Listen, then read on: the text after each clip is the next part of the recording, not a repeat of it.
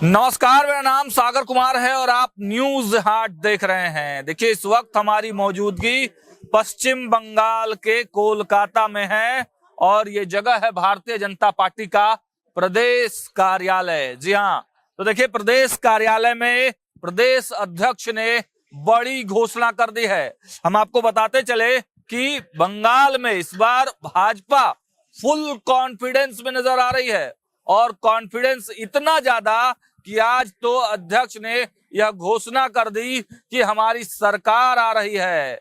हम इसलिए कह रहे हैं कि भाजपा फुल कॉन्फिडेंस में है क्योंकि आज अध्यक्ष जो है भारतीय जनता पार्टी प्रदेश के, उन्होंने साफ तौर से ऐलान किया कि हमारी सरकार आ रही है और सरकार जब आएगी तो आने के बाद कैसा होगा बंगाल, उसको लेकर प्लानिंग करने जा रहे हैं और उसके लिए जनता से सुझाव मांगेंगे।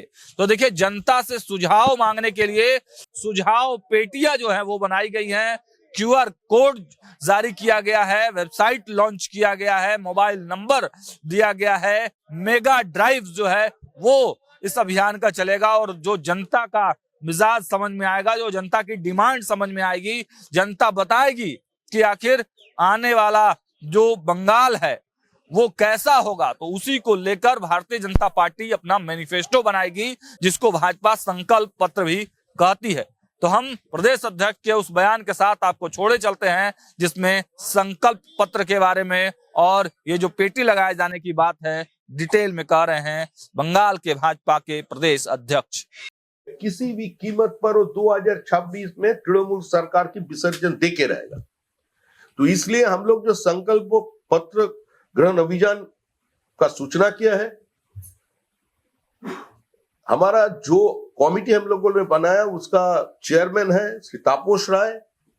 आज इस प्रेस कॉन्फ्रेंस में उसी कमेटी का वो एक पद्मभूषण श्री स्वपन दासगुप्त एवं देवजीत सरकार हमारा चीफ स्पोक्सपर्सन वो शामिल है।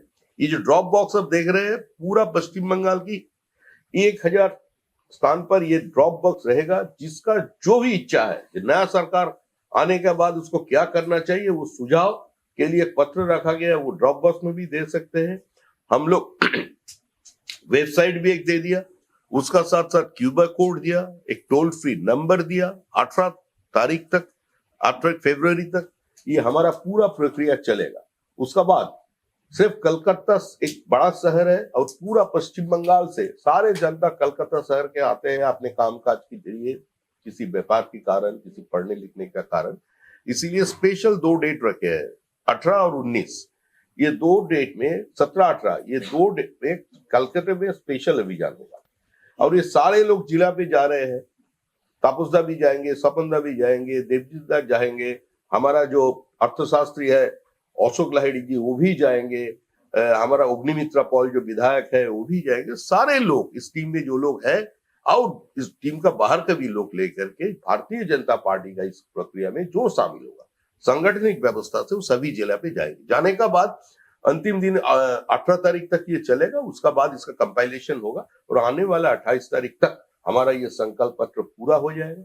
हम लोग चाहते हैं कि समाज के हर वर्ग लोग, हर फाइनेंशियल स्टेटस के लोग, उसका भी जो मत है वो सारे इसमें सम्मिलित किया जाए, यही हमारा लक्ष्य है।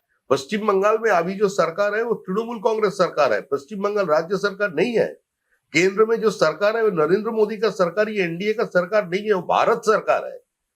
लोकतांत्रिक व्यवस्था में ऐसा ही होना चाहिए। तो ऐसे हमारा ये संकल्प पत्र, जिसको आप मैनिफेस्टो भी कह सकते हैं आपको परिभाषा से, हम लोग संकल्प पत्र बोल रहे हैं, ये हम लोग जनता के सामने मेरा कमिटमेंट है।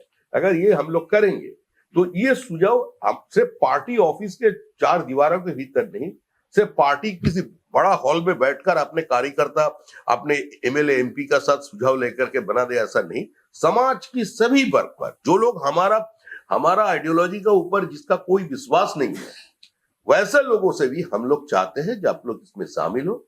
10,000 समाज के ऐसे लोगों में से 10,000 लोगों के एक मैपिंग हम लोगों ने किया। उसका बाद डायरेक्ट हम लोग पत्र भेज रहे हैं। जब आपका सुझाव आप लिखित रूप में दे दीजिए, उसका बाद से ड्रॉप बॉक्स है, टोल फ्री नंबर है, QR कोड है, वेबसाइट है, जैसे भी आपको लगे, उचित लगे, आपको कर दीजिए। शोभिता, एक सवाल है, आज हियरिंग का लास्ट डेट है, अलग अलग जिला से डीएम लोग इलेक्शन कमीशन को ये बोले हैं कि और भी टाइमिंग बढ़ाना चाहिए, तो सवाल मेरा ये है कि समय पे हियरिंग खत्म हो पाएगी, लिस्ट समय पे निकल पाएगा?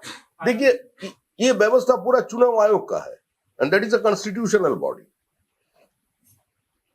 भारतीय जनता पार्टी इस पूरे चुनाव प्रक्रिया में पश्चिम बंगाल में शामिल हुआ। बहुत जगह हम लोग शामिल होने नहीं पाए, इसका कारण है तृणमूल कांग्रेस और तृणमूल कांग्रेस का गुंडागर्दी या पश्चिम बंगाल सरकार की प्रशासन। एक पॉलिटिसाइज्ड गवर्नमेंट है, इसमें सारे डीएम, एसडीओ, बीडीओ एक साथ मिलकर इस पूरा प्रक्रिया को कैसे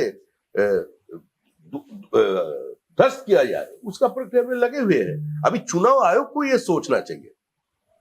मैं तो कुछ नहीं, मैं कोई चुनाव आयोग का तो स्पोक्स पर्सन और चुनाव आयोग के साथ हमारा दूर दूर तक कोई संबंध भी नहीं है। ये एक संवैधानिक संस्था है, काम कर रहे हैं, उसका काम में अगर कोई बाधा डाले उसके देखने के लिए वो है, और तो सुप्रीम कोर्ट है। हम लोग जो महसूस कर रहे हैं, जो पश्चिम बंगाल की जनता की सोच है, there is a total breakdown of constitutional machinery and the custodian of the constitution they should intervene immediately। ये जनता की भावना है। उत्तर 24 परगना के बहादुरिया में एक मामला सामने आया जहां 33 से 45 परिवार पहुंच गए डीओ ऑफिस में, बोल रहे हैं कि उनका नाम काट दिया गया, उनको मृत दिखा दिया गया, और ये किया गया फॉर्म 7 दाखिल करके, जहां उनको मृत दिखा दिया गया, और उस पर बीजेपी के लोकल नेता का आरोप लगाया जा रहा है कि वो उन्होंने किया है। देखिए, फॉर्म 7 डालने का अधिकार तो सभी का है। बीजेपी का किसी नेता ने अगर फॉर्म 7 डाल लिया तो उसका ऊपर जांच होना चाहिए। अगर ये तो व्यवस्था है, ये व्यवस्था चुनाव आयोग ने तैयार किया, तो फॉर्म 7 में जो बीजेपी का कार्यकर्ता को, लोकल लीडर को लगा जो जीवित नहीं है, तो ऐसे ही करेंगे। जैसे कोविड का 3rd फेज में मेरा पिता माता सिर्फ 18 दिन का अंतर में गुजर गए, तो चुनाव हो रहे थे विधाननगर कॉर्पोरेशन के। हम 9 बजे हमारा वोट डाल के हम चले गए हमारा 6 नंबर मुरलीधर सेन का पार्टी ऑफिस। हमसे जैसा दुर्भाग्य आदमी कौन हो सकता है? शाम 6 बजे हमको खबर मिला कि मेरा माँ और मेरा पिता एक साथ आए थे, हाथ में हाथ डालकर आए थे, वो 4 बजे आए थे, वोट देकर चले गए।